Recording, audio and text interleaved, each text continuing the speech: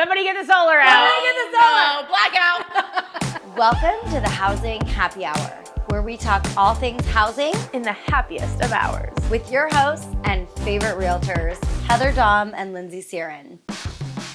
Today we have our special guest, Jess Advocate. She is our energy advocate and solar connoisseur, and we are super excited to have you here, Jess, so thank you so much for coming. So Jess, tell everyone a little bit about yourself, what your background is, how you got into solar. We'd love to hear it. Sure. Basically, I'm a professional tree hugger. I spent my early years helping home goods and fashion lines come up with product lines that were using renewable resources, trade fair, things that were maybe USA made. After that, I actually worked a number of years on farms, and now I'm stoked to say that I'm harvesting the sun and helping homeowners cut on their utility bill. That's great. In real estate, we're hearing so much talk about solar. Can you give us a little insight from your perspective of what you're seeing? Sure.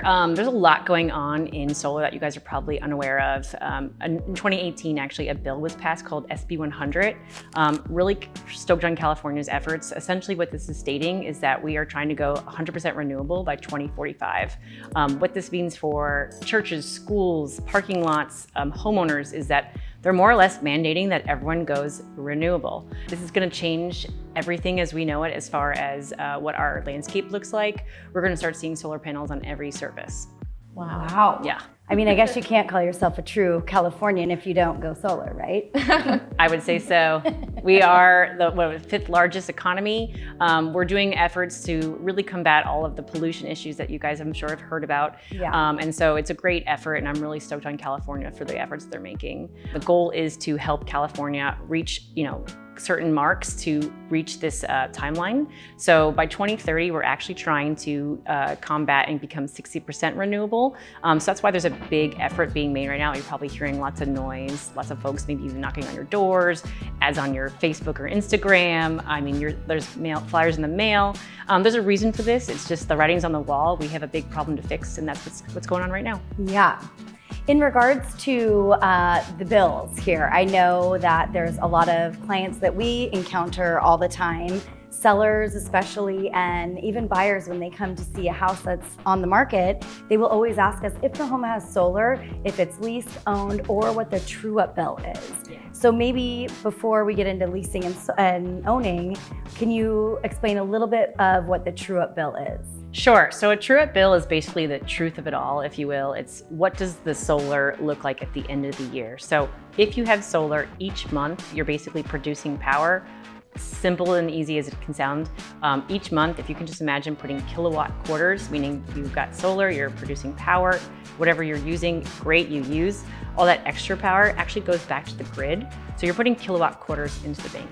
At the end of the month, you're just drawing back what you've used. So basically at the end of the year, it's more like a checks and balances of what's left. So maybe January you produced 300 kilowatts, in the summer you used or produced 900 kilowatts. Each month varies obviously based on the solar exposure or the sun exposure. And so at the end of the year, it's just simply who owes what.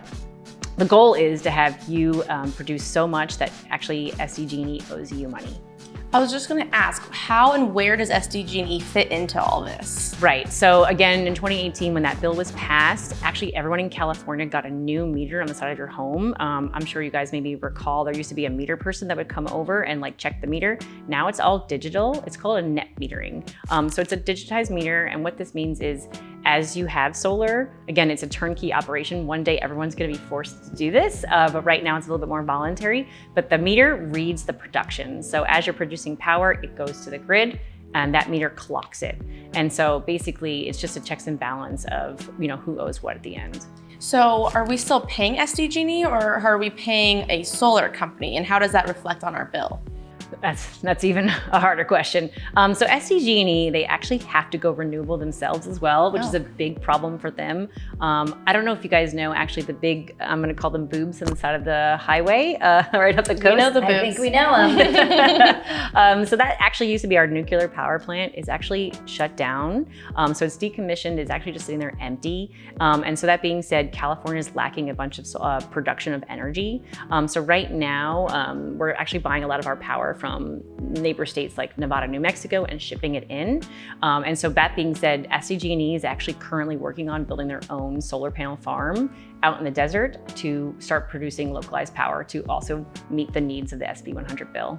Oh, wow. So Yeah. and that's the best way to avoid using SDG&E is to have your own. So you can either purchase solar power from SDG&E and pay for that shipping, or you can have it on your roof and have no shipping. And I think we've gone over a bill together, and I think that there are some items on there that most consumers wouldn't recognize. They would just pay it, auto pay, like you had said. Yeah. And what it really is the shipping.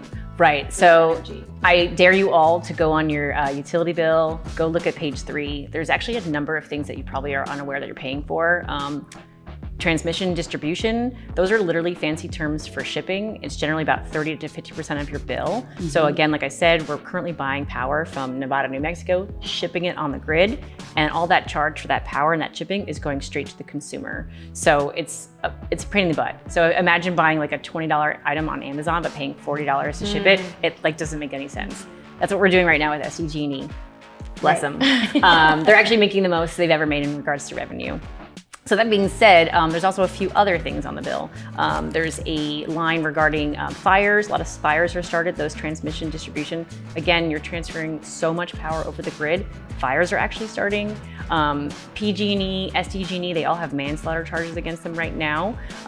This is where it like really soothes my heart. It's like, we are starting fires because we are shipping power from faraway distances when we could be doing localized energy production.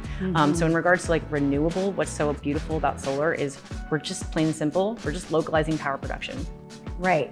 Now, I've heard that there's been, like you're talking about the bill, a lot of tax write-offs and some incentives as well to go solar. Yeah. So can you touch on a little bit of that? Yeah, so in what industry do you get to say you get to save the earth, cut your bill, and save on taxes? So thank you, Uncle Sam.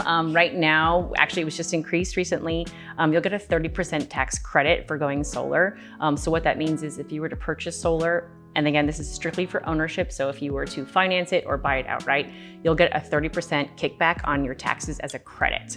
So at the end of the year when you're doing your taxes, you can write off the system itself, but also extra with CPA help, you can write off the depreciation of the system, the connection fees, in addition to, if you had a loan, the percentage of the loan. So they're really, really making it easy to go solar. And the reason again is because it's mandated, they have to. And so there's a great way to do so. So I know there's multiple ways to get solar.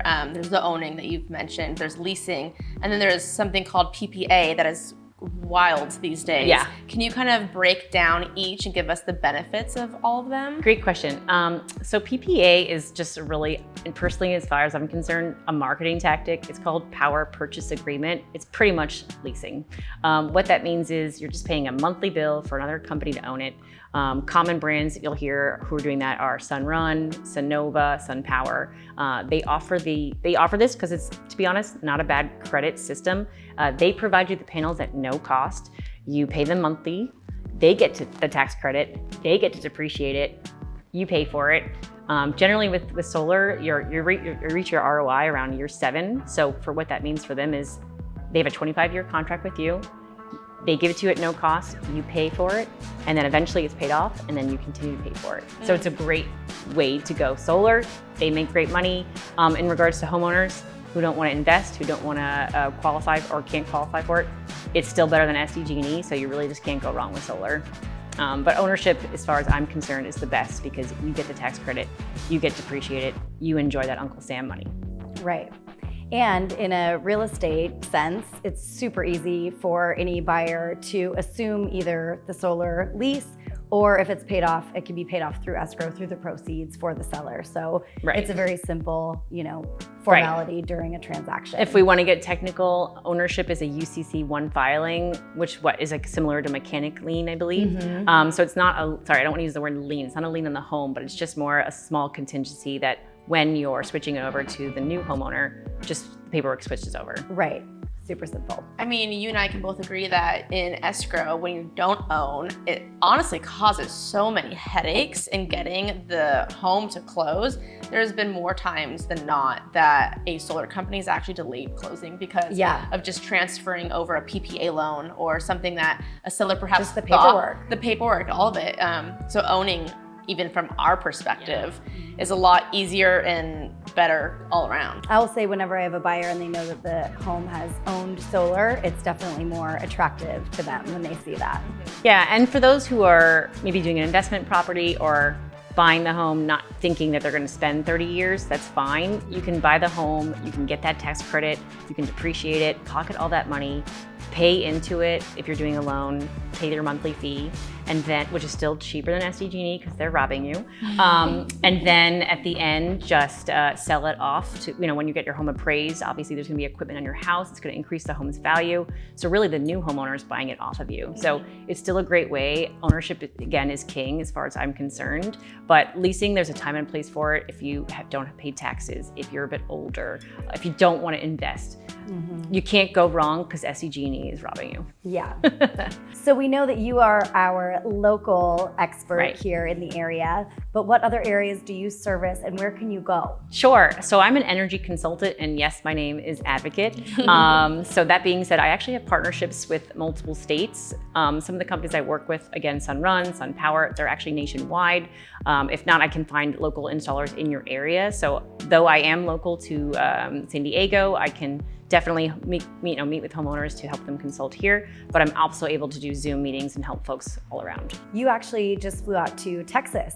I did. Yeah, to it was a work really on great some time. solar. Yeah. Yeah, Texas is incredibly hot. I missed the ocean incredibly. It was a great time. That being said, Texas is an interesting place, and I would not live there.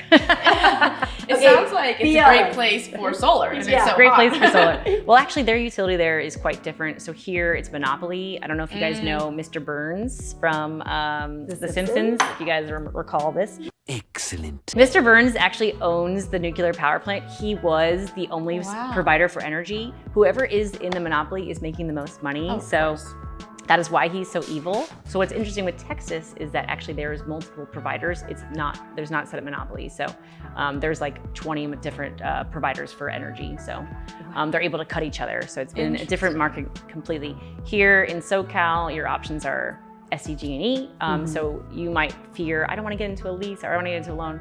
Well, you're in an unwritten loan right now or an unwritten lease right now. You had one option when you moved in and that's it. So now for the first time ever, you have a second option, which again is absolutely beautiful. And for my anarchist side of me, I'm like helping break down a monopoly. And I hope that you guys do as well. I love that. Wow. Yeah. Jess, thank you so much for coming. It was really fun. Thank you again. My pleasure. Love having you. Come back anytime. And here just to really plug ya, if anyone needs a solar expert or advisor, Jess Advocate, the Energy Advocate, is your girl. We'll put her information down here below, so you'll see it soon. The sun is going down, so it looks like our housing happy hour is coming to an end. So we will see you next time. Cheers.